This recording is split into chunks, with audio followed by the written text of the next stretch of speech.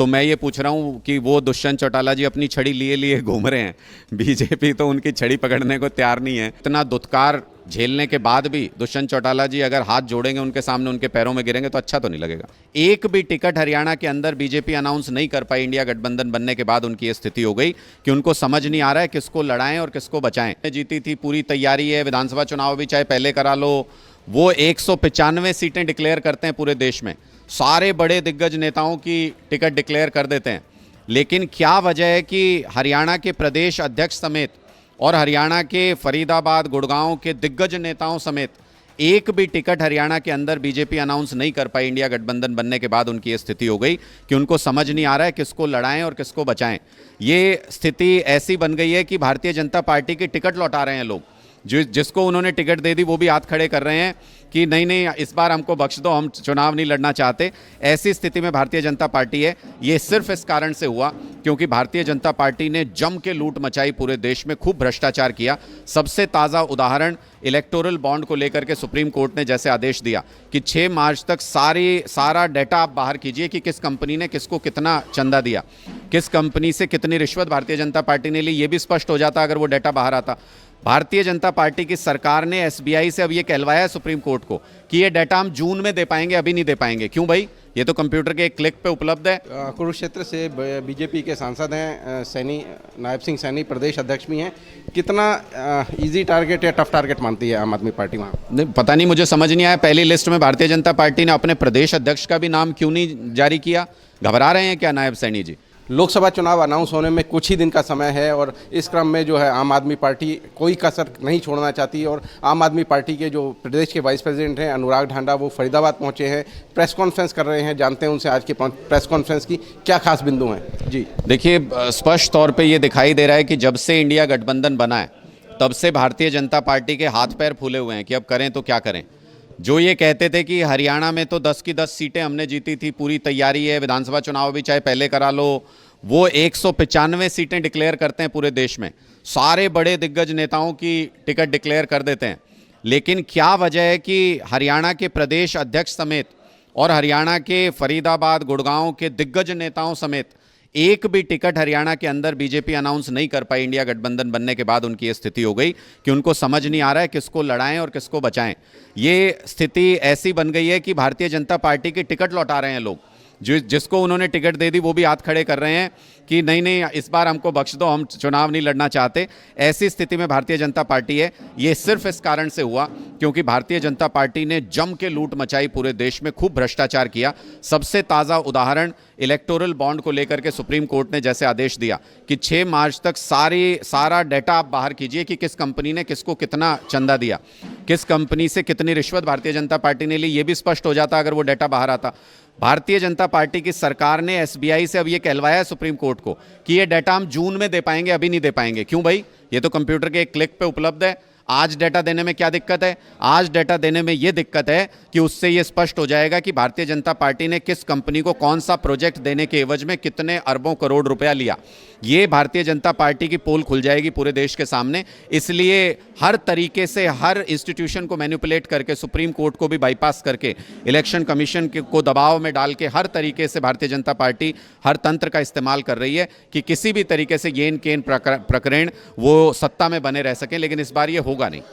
अच्छा, कांग्रेस, माफ़ कीजिए, आम आदमी पार्टी को कुरुक्षेत्र की सीट मिली है, तो कांग्रेस, आम आदमी पार्टी ने डिमांड की थी या कांग्रेस ने दे दिया? आपसी सहमति से इंडिया गठबंधन में सभी राज्यों के अंदर, चाहे वो गुजरात हो, दिल्ली हो, हरियाणा हो, गोवा हो, सभी राज्यों के अंदर हमने आपसी विचार विमर्श से रणनीतिक तौर पर जो सही लगा उस तरीके से फैसला लिया है। कुरुक्षेत्र के अंदर हमको जो सीट मिली, हमने वहाँ से अपने कैंडिडेट भी अनाउंस कर दिए हैं। वहाँ पर सभी कांग्रेस नेताओं के साथ, जॉइंट कार्यकर्ताओं के साथ मीटिंग भी हो चुकी है। सभी नेताओं ने, कांग्रेस के नेताओं ने अपना समर्थन भी जाहिर कर दिया है।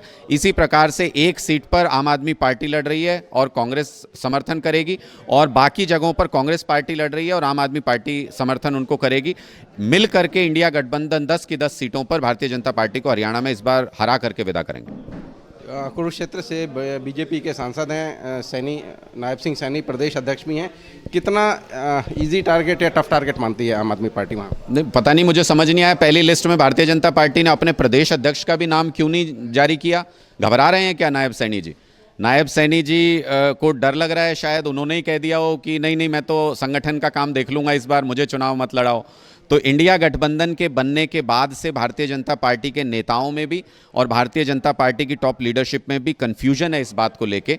वो तय नहीं कर पा रहे हैं कि किस सीट से किसको चुनाव मैदान में उतारें, क्योंकि न सिर्फ सांसदों की एंटी इनकम्बेंसी बहुत ज़्यादा है, बल्कि पार्टी के तौर पर भी इस पूरे इलाके में बहुत ज़बरदस्त नाराज़गी लोगों के बीच में भारतीय जनता पार्टी से है।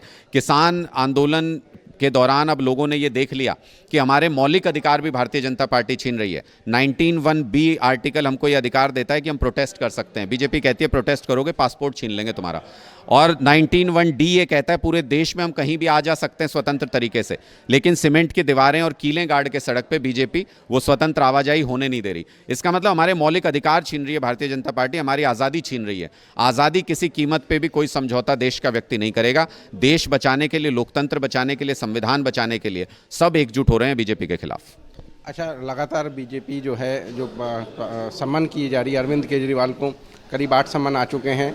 इससे पहले गठबंधन को लेकर पसोपेश में थे, गठबंधन होगा या नहीं, तो कहीं इस बात को लेकर तो नहीं है कि अरविंद केजरीवाल इस बार जो तलवार है आपके अध्यक्ष पर लटकी है, संयोजक पर लटकी है? देखिए, बीजेपी की तरफ से तो ये धमकी लगातार दी जा रही थी कि इंडिया गठबंधन करोगे तो जेल में डाल देंगे। केजरीवाल जी ने कहा कल डालते आज डाल दो, लेकिन देश बचाना सबसे महत्वपूर्ण है। देश सबसे बड़ा होता है, पार्टी से, व्यक्तियों से बड़ा होता है देश।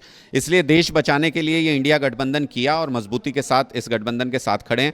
दूसरा, जो आपने ईडी के सम्मन के बारे में पूछा, अब वो एक्सपोज हो चुकी है ईडी। भारतीय जनता पार्टी पूरे तरीके से एक्सपोज हो चुकी है। लोगों को पता चल चुका है कि ये राजनीतिक नाटक है। किसी भी तरीके से लोकसभा चुनाव में कैंपेन नहीं करने देना चाहते अरविंद केजरीवाल जी को, जेल में डालना है किसी भी तरीके से झूठे सच्चे केस में। अरविंद जी ने तो इस बार कहा, ईडी के सम्मन का जवाब दिया ताकि किसी के मन में कोई शक ना रहे। तो अरविंद जी ने ये कहा कि वीडियो कॉन्फ्रेंसिंग के जरिए जो भी सवाल पूछना चाहे ईडी वो पूछे, और उसकी एक लाइव फीड पूरी दुनिया को भी दिखा दे कि क्या सवाल पूछा और केजरीवाल जी ने क्या जवाब दिया। सबके सामने स्पष्ट हो जाएगा कि कोई भ्रष्टाचार हुआ है, किस तरीके का भ्रष्टाचार, ईडी के पास कोई सवाल है भी या नहीं है, सबके सामने स्पष्ट हो जाएगा। लेकिन ईडी ने उसको मना कर दिया, क्योंकि उनका मकसद कोई जांच करना नहीं है, कोई सवाल पूछना नहीं है। उनको अरविंद केजरीवाल जी को जेल में डालना है किसी भी तरीके से। उनके बॉसेस ने, भारतीय जनता पार्टी के नेताओं ने ऊपर से कह रखा है कि अरविंद केजरीवाल जी को किसी भी तरीके से प्रचार करने से रोको, लोकसभा में इनको जेल में डाल दो। तो उनके पास कोई केस नहीं है, कोई साक्ष्य नहीं है, उनको बस जेल में डालना है केजरीवाल जी को। अच्छा, कुरुक्षेत्र आपको सीट मिली है, आम आदमी पार्टी कुरुक्षेत्र को छोड़कर पूरे प्रदेश पे प्रचार कर रही है, तो साथ साथ विधानसभा चुनाव की भी तैयारी कर रहे हैं। नहीं, देखिए, आम आदमी पार्टी के कार्यकर्ता आज के दिन में एक एक गांव में हैं। हमारी गांव के स्तर की यूनिट बनी हुई है, ब्लॉक पे, प्रदेश, जिले पे, लोकसभा पे, प्रदेश पे सारी यूनिट्स बनी हुई हैं। अपने कार्यकर्ताओं से समय समय पे मिलना वो बहुत ज़रूरी है, और कार्यकर्ताओं से मिल करके उनको इंडिया गठबंधन में क्या चल रहा है, किस तरीके से कोऑर्डिनेट करेंगे, कैसे आगे बढ़ेंगे, उसके बारे में भी उनको ब्रीफ करना बहुत ज़रूरी है। क्योंकि हमारा मकसद इंडिया गठबंधन को 10 की 10 सीटों पे जिताना और 10 की 10 सीटों पे भारतीय जनता पार्टी को हराना है। इसलिए अपने कार्यकर्ताओं से समय समय पे मिलने के लिए सब जगह पे तो जाना पड़ेगा, जाते रहते हैं। अच्छा, जेजेपी के दुष्यंत चौटाला लगातार निशाना साध रहे थे आम आदमी पार्टी और इंडिया गठबंधन पर, कहीं इनका गठबंधन नहीं होगा, लेकिन आम आदमी पार्टी और कांग्रेस साथ आ गई। लेकिन जेजेपी और बीजेपी का अभी तक कोई पता नहीं लग पाया कि गठबंधन होगा लोकसभा चुनाव को लेकर या नहीं। पुराने समय में एक कहावत थी कि जिनके घर शीशे के होते हैं उनको दूसरों पे पत्थर नहीं फेंकने चाहिए। तो उनको बोलने से पहले सोच लेना चाहिए था कि इनका तो हो गया गठबंधन, अब वो देख लो कहाँ पे हैं। कल मैंने तो कहीं पे बोलते हुए सुना कि कांग्रेस को छड़ी की ज़रूरत पड़ गई, ऐसा कुछ बोल रहे थे कि आम आदमी पार्टी की। तो मैं ये पूछ रहा हूँ कि वो दुष्यंत चौटाला जी अपनी छड़ी लिए लिए घूम रहे हैं, बीजेपी तो उनकी छड़ी पकड़ने को तैयार नहीं है। क्या चक्कर है कि प्रदेश के अंदर उनके कंधों के ऊपर बैठ करके भारतीय जनता पार्टी ने 5 साल सरकार भी चला ली और अब उनको दुत्कार भी रहे हैं। तो कम से कम अपने ये क्लियर कर लें। और बड़ा डिफ़िकल्ट सी सिचुएशन होगी कि ना निगलते बन रहा है ना उगलते बन रहा है। अगर वो अलग चुनाव लड़ेंगे तो फिर सरकार कैसे चला रहे हैं प्रदेश में एक साथ, और अगर इकट्ठे चुनाव लड़ना है उनको तो इतना दुत्कार झेलने के बाद भी दुष्यंत चौटाला जी अगर हाथ जोड़ेंगे उनके सामने, उनके पैरों में गिरेंगे तो अच्छा तो नहीं लगेगा। अच्छा, सुप्रीम कोर्ट के वकील लगातार ईवीएम पर सवाल उठा रहे हैं, आप लोग उनसे इत्तेफाक रखते हैं या नहीं? मुझे लगता है कि ईवीएम के बारे में जितने भी सवाल संदेह लोगों के मन में है उनको स्पष्ट ज़रूर होना चाहिए। अगर लोगों के मन में चुनावी प्रक्रिया को लेकर संदेह हो जाता है तो लोकतंत्र को लेकर ही संदेह लोगों के मन में हो जाता है। जो सवाल उठाए जा रहे हैं वो जायज़ इसलिए भी हैं कि आप देखिए चंडीगढ़ के अंदर तो बैलेट पे चुनाव हुआ था, दिखते हुए वोट थे, उसके अंदर इतनी बेशर्मी से भारतीय जनता पार्टी ने लूट कर ली। लोगों के मन में शक है कि ईवीएम के वोट तो दिखते भी नहीं है, तो वहाँ ये किस हद तक गिर सकते हैं, वहाँ ये क्या गड़बड़ नहीं कर सकते हैं। इसलिए चुनाव आयोग को ईवीएम मशीन जो भी मांगे उसको प्रोवाइड करानी चाहिए कि आप इसके अंदर जो कमी निकाल सकते हो, जो लूप होल निकाल सकते हो, आप निकाल के दिखाइए हमको, हम उसको दूर करेंगे लूप होल को। मुझे लगता है कि जब तक चुनाव आयोग ट्रांसपेरेंट नहीं होता है तब तक लोगों के मन में संदेह बरकरार रहेगा। अच्छा, आप समर्थन कर रहे हैं, लेकिन आप उनसे बात को सहमत हैं, लेकिन किसी पार्टी ने समर्थन नहीं किया वकीलों का? नहीं, सामने आकर सारे ही लोग इस बात को लेके, तो सारी पार्टियों ने समय समय पे लिखित में इलेक्शन कमीशन को, हमने भी दिया है और सारी पार्टियों ने दिया है कि ये बहुत ट्रांसपेरेंट होना चाहिए पूरा प्रोसीजर। और ईवीएम को लेके अगर किसी के मन में संदेह है तो उसको मशीन प्रोवाइड करके, जैसे विदेशों में होता है, हैकाथॉन होते हैं बड़े बड़े, और बड़े बड़े नेटवर्क्स को ये दिया जाता है हैकर्स को कि आप हैक करके दिखाओ, अगर कोई कमी निकलेगी इसके अंदर तो उसको ठीक करेंगे। इसी तरह से ईवीएम बहुत क्रूशियल इक्विपमेंट है, अगर उसको लेके किसी के भी मन में संदेह है तो उसको मशीन प्रोवाइड कराई जानी चाहिए। ये इलेक्शन कमीशन तो कहता है हाथ भी नहीं लगाना मशीन को, और इसमें कमी निकाल के बताओ, तो ऐसे तो मन में संदेह बना रहेगा कि इस मशीन में ऐसा क्या है कि इसको किसी को देखने नहीं दे रहे हैं। तो इसलिए इलेक्शन कमीशन की जिम्मेदारी है कि लोगों के मन में अगर किसी प्रकार का कोई शक शुबा है तो उसको दूर करे। इलेक्टोरल प्रक्रिया पर किसी भी प्रकार का संदेह वोटर के मन में नहीं होना चाहिए, तभी साफ और स्वच्छ लोकतंत्र चल सकता है।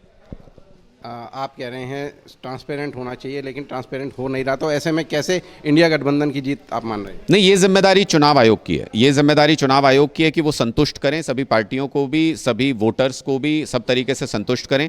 मुझे लगता है इसमें उनका रोल ज़्यादा है कि वो ये दिखें कि वो एक ट्रांसपेरेंट बॉडी है, वो एक इंडिपेंडेंट बॉडी है।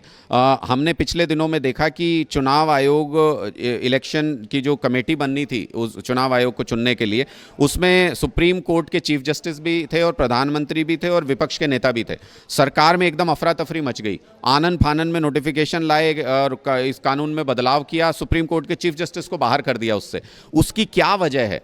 क्यों इंडिपेंडेंट तरीके से चुनाव आयोग का सिलेक्शन नहीं होने देना चाहती सरकार? ये बहुत सारे सवाल हैं जो लोगों के मन में हैं, और हम भी लोगों के बीच में रह के राजनीति करते हैं तो उनके बहुत सारे सवाल हम तक भी पहुंचते हैं। इसलिए मैं आपको बता रहा हूं कि लोगों के मन में संदेह है और ये जिम्मेदारी चुनाव आयोग की है कि वो उस संदेह को दूर करें, वो लोकतंत्र के प्रति लोगों का विश्वास बढ़ाएं। अच्छा, हरियाणा की बात करें, आखिरी सवाल है, लगातार फिरौतियों की कॉल आ रही हैं, मर्डर हो रहे हैं, नफे सिंह राठी का मर्डर हुआ, सरपंच एसोसिएशन के अध्यक्ष का मर्डर हुआ, किस तरह से हर रोज़ कोई ना कोई इस तरीके की खबर आ रही है। एक व्यापारी का उससे पहले मर्डर हुआ, इसी तरह से गोलियां चली, उससे पहले 2 व्यापारियों के दुकानों पे फायरिंग हुई, उनसे फिरौती मांगी गई। तो मुझे लगता है कानून व्यवस्था की हालत बहुत ख़राब है हरियाणा के अंदर, और ये इसलिए ख़राब है कि एक मैसेज चला गया है कि अपराधियों को संरक्षण देती है भारतीय जनता पार्टी। ये इसलिए ख़राब है कि एक मैसेज चला गया है कि अगर कोई महिला के साथ छेड़छाड़ का आरोपी मंत्री बना रह सकता है तो फिर अपराध करके कोई भी सुरक्षित रह सकता है भारतीय जनता पार्टी में। मुख्यमंत्री जी अपने दोस्त को बचा रहे हैं, संदीप सिंह को, इसी तरीके से कोई अफसर अपने दोस्त को बचाता है, कोई नेता अपने दोस्त को बचाता है, तो सारे अपराधियों को संरक्षण मिला हुआ है भारतीय जनता पार्टी में। कानून व्यवस्था का दिवालिया निकल गया हरियाणा के अंदर। मुझे लगता है कि इतनी खराब कानून व्यवस्था शायद हरियाणा में कभी नहीं रही इससे पहले। अभय सिंह चौटाला ने साफ आरोप लगाया है कि जो शूटर हैं नफे सिंह राठी में हत्याकांड में, वो पकड़े गए हैं, लेकिन बीजेपी नेता अभी पकड़ से बाहर हैं। मैं कह तो रहा हूं कि भारतीय जनता पार्टी के इस शासन में, खट्टर सरकार में, अपराधियों को पूरा संरक्षण भारतीय जनता पार्टी की तरफ से है, वरना इस तरीके से खुलेआम गैंग कल्चर बहुत लंबा समय हो गया हरियाणा ने नहीं देखा है इस तरीके का। और ऐसे घटनाएं तो बहुत, आप देखिए कि नक्सली बेल्ट में कहीं पे इस तरीके की घटनाएं, या बिहार में जब लॉ एंड ऑर्डर की बहुत ही बुरी हालत होती थी तब ऐसी घटनाएं सुनने को मिलती थी कि कोई कहीं भी सड़क पे, चौराहे पे किसी को खड़े हुए गोलियों से भून दे। ऐसी हालत हरियाणा में दशकों से नहीं रही है। मुझे लगता है कि ये खराब कानून व्यवस्था का सिर्फ एक कारण है कि भारतीय जनता पार्टी अपराधियों को संरक्षण दिए हुए है।